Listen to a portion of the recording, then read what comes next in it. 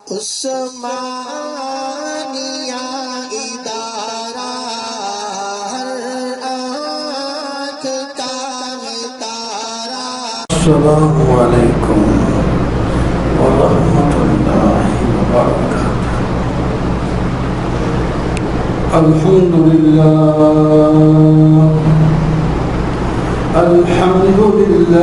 وکفی والصلاة والسلام على سيد الرسل وخاتم الأنبياء،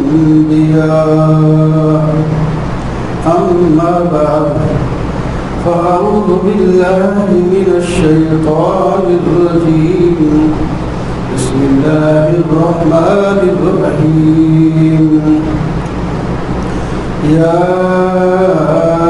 أيها الذين آمنوا اصبروا وصابروا ورابطوا واتقوا الله لعلكم تفلحون۔ صدق الله مولانا العظيم، وقال النبي صلى الله تعالى عليه وسلم المؤمنون كالبنيان يشد بعضه بعضا، وقال عليه الصلاة والسلام المؤمن للمؤمن كنفس واحدة، إن اشتكى عينه اشتكى كله، صدق الله وصدق رسوله النبي الكريم، ونحن على ذلك لمن الشاهدين والشاكرين، والحمد لله رب العالمين۔ اللهم صل على سيدنا ومولانا محمد وعلى آل سيدنا ومولانا محمد وبارك وسلم۔ محترم معزز سامعین، بزرگوں، دوستوں اور عزیزوں، رمضان اور قرآن یہ دونوں ساتھی ہیں اور ہمارے لیے عظیم نعمت ہیں۔ رمضان المبارک تو گزر گیا، چلا گیا، ہم دیکھتے ہی رہ گئے، اور قرآن ہمارے ساتھ ہے۔ یہ ہمیشہ ساتھ رہے گا۔ جو قرآن کے ساتھ جڑ گیا وہ تر گیا، وہ کامیاب ہو گیا۔ قرآن ہر موقع پر رہنمائی کرتا ہے۔ قرآن پاک ایک اصول اور قانون کی کتاب ہے۔ قرآن پاک دنیا اور آخرت کی ترقی کی راہ بتلاتا ہے۔ قرآن پاک اللہ تعالیٰ کے ساتھ تعلق جوڑنے کا طریقہ بتاتا ہے۔ قرآن پاک دنیا میں کامیابی کی راہ بتاتا ہے۔ قرآن پاک آپس میں تعلق کے بارے میں ہدایات جاری کرتا ہے۔ ان میں سے ایک آیت سورہ آل عمران کی ابھی آپ کے سامنے میں نے پڑھی ہے۔ جو سورہ آل عمران کی آخری آیت ہے، اس میں اللہ تعالی نے ایمان والوں کو احکام دیے ہیں۔ اس آیت پر اگر ہم عمل کریں تو دنیا اور آخرت کی کامیابی حاصل کر لیں۔ خود اللہ تعالیٰ نے احکام دینے کے بعد فلاح کا تحفہ بھی دیا ہے۔ یا ایھا الذین آمنوا اصبروا، اے ایمان والو صبر کرو، صبر کرو۔ وہ کس میں صبر کرو؟ یہ عام رکھا ہے۔ بیماری آ گئی صبر کرو، دشمن آ گیا صبر کرو، تنگ دستی آ گئی صبر کرو، فقر و فاقہ آ گیا صبر کرو، وبا آ گئی صبر کرو، اور میرے سامنے جھک جاؤ، صبر کرو صبر۔ کیا ہوگا؟ ان اللہ مع الصابرین، صبر تم کرو، اللہ تعالیٰ تمہارے ساتھ ہو جائیں گے۔ تو اللہ تعالیٰ جس کے ساتھ ہو جائے وہ کامیاب ہوتا ہے۔ صبر ایک لمبا مضمون ہے، اس وقت اس کا بیان نہیں، اس سے کہ اس صبر کو آگے بڑھانے کے لیے اللہ تعالیٰ فرماتے ہیں وَالصَّابِرُونَ۔ یہ عربی والے جانتے ہیں، اس میں شرکت جانبین ہوتی ہے۔ خود صبر کرو، ایک دوسرے کو صبر کی تلقین بھی کرو۔ کوئی بے حوصلہ ہو رہا ہے، کوئی بڑا پریشان ہو رہا ہے، کسی مصیبت میں ہو جاتی ہے پریشانی، تو تم ان کو صبر کا حکم دو۔ اگر تم کسی پریشانی میں جزا فضا میں مبتلا ہو تو تمہارے دوسرے بھائی تمہیں صبر کی تلقین کریں۔ اس کا مطلب ہے ایک دوسرے کو صبر کی تلقین کرو۔ وَرَابِطُوا، تیسرا حکم اسی ایک آیت میں ہے، رابطوا، آپس میں رابط رکھو۔ اس کے بہت سے معنی مفسرین کہے ہیں، ایک تو ہے سرحد کی حفاظت کرو، یہ بھی رابط کا معنی ہے، اور ایک ہے ربط، آپس میں اپنے تعلقات کو جوڑ کے رکھو، ایک دوسرے کے ساتھ اتفاق کے ساتھ رہو، اتفاق کے ساتھ رہو، رابط کے ساتھ رہو۔ وَاعْتَصِمُوا بِحَبْلِ اللَّهِ جَمِيعًا، اللہ کی رسی کو مضبوط پکڑو، سب مل جل کر آپس میں محبت ہے۔ اللہ کی رسی کیا ہے؟ وہ قرآن پاک ہے۔ اللہ کی رسی کو مضبوط پکڑو، سب مل جل کر، تو یہ تمہارا رابط ہو جائے گا، اس میں تمہارا اتفاق ہو جائے گا۔ اتفاق بڑی دولت ہے۔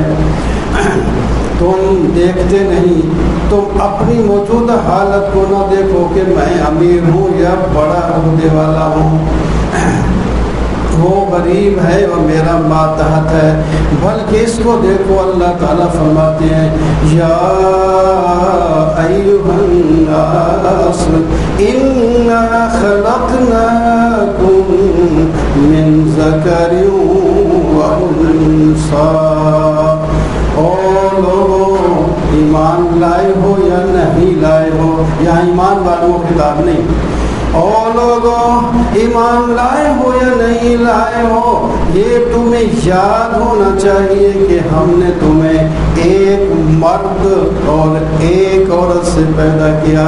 اس مرد کا نام آدم علی نبینا علیہ الصلاۃ والتسلیم ہے، اور اس مائی کا نام حضرت حوا علیہ السلام ہے۔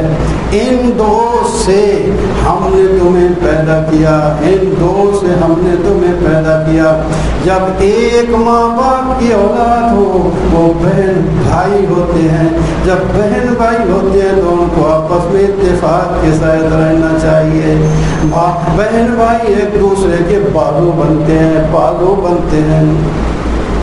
لہذا تم جہاں کہیں بھی ہو تمہارے سب بھائی ہیں، خواہ کسی غریب ملک میں رہتے ہیں یا امیر ملک میں، تمہارے اپنے ملک میں رہتے ہیں یا غیر ملک میں، جہاں کہیں بھی رہتے ہیں سارے تمہارے بہن اور بھائی ہیں، تمہارے بہن اور بھائی ہیں۔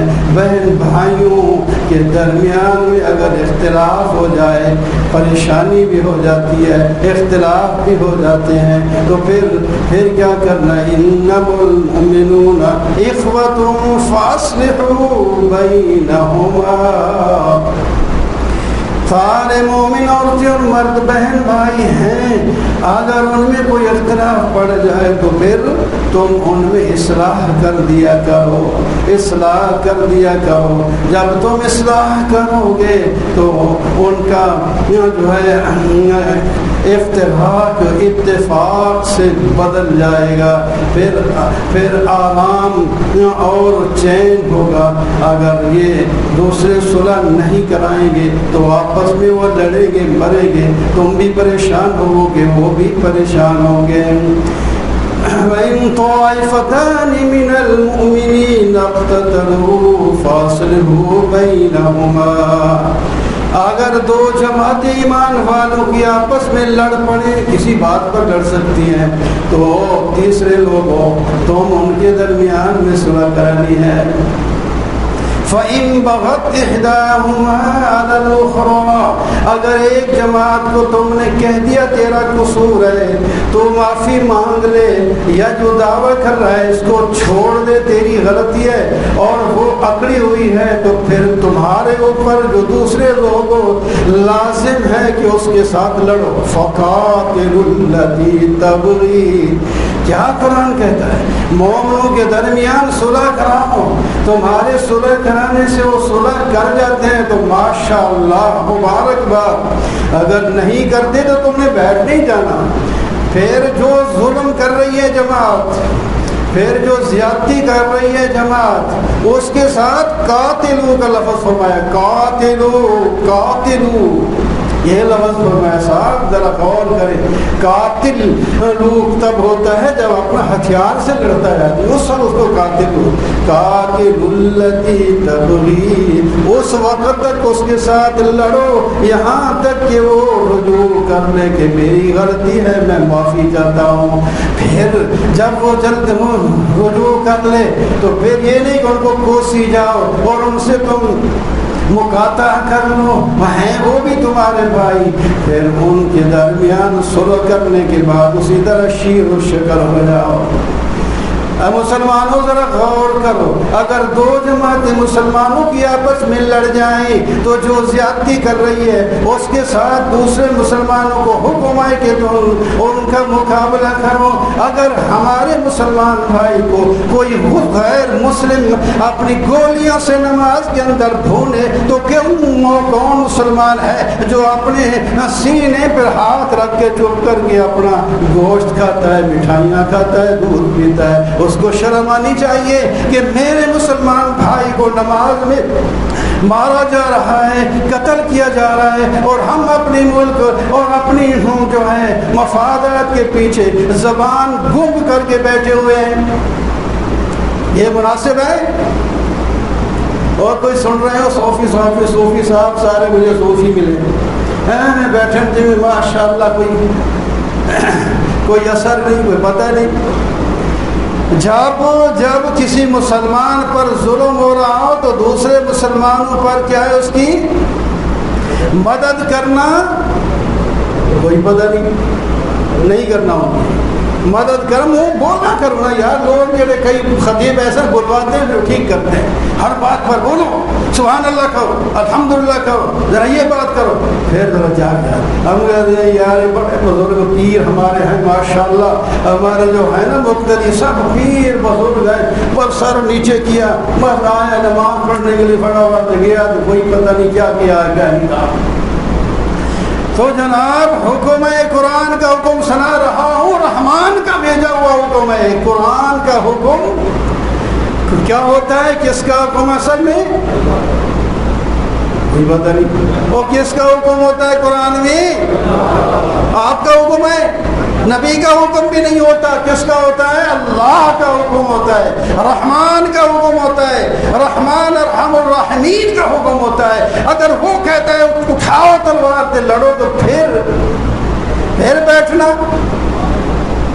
ٹھیک ہے۔ عوام آدمی عام طور پر صبح نہیں جا سکتا، اس کا مکلف بھی نہیں ہے، تو حکومت کو اپنا کہے وہ آگے نکلے، اس کے پیچھے چلو۔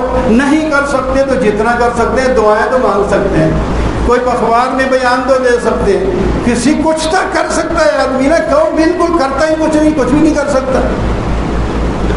تو مسلمانوں کو ہمارے ارد گرد، اپنے ملک کو چھوڑو، ارد گرد کے ملک میں جو ہے وہ بھونا جا رہا ہے۔ کشمیر کے ساتھ کیا ہوا اور کیا ہو رہا ہے، پہلے شروع میں جو ہے جناب مسجد میں آواز رکھے، جلوس جلسے بھی رہے، آپ کو پتہ ہی کوئی نہیں ان سے کیا ہو رہا ہے، بس جو کچھ ہو رہا ہے ہونے دو۔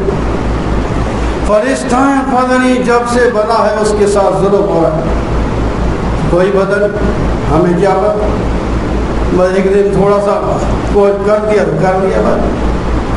تو میرے دوستو رابطو، اللہ کا حکم ہے رابط رکھو، اتفاق کرو۔ جب تم اتفاق کرو گے میری مدد آئے گی، پھر دیکھیں تمہارے سامنے کون ٹھہر سکتا ہے۔ بدر میں جب تم نے صبر کیا، نہتے مسلح فوج کے مقابلے میں جب کھڑے ہو گئے تھے اور تم نے نہتے بالکل خالی ہاتھوں ان کے ساتھ مقابلہ کیا، تو میں نے تمہاری مدد کی، اور تمہارے سامنے وہ جرنیل، وہ مسلح، وہ چودھری، وہ بڑے، وہ مسلح تڑپے ہوئے زمین پر نظر آئے۔ اللہ کی مدد آتی ہے، ان اللہ مع الصابرین، اللہ تعالیٰ صبر کرنے والوں کے ساتھ ہوتے ہیں۔ تو رابطو، رابط رکھو، محبت کرو، پیار کرو، قرآن کا اصول ہے اس کے مطابق۔ آج ہر آدمی کہتا ہے ہونا تو چاہیے لیکن مرضی میری ہو، جو میں کہوں سارے میری بات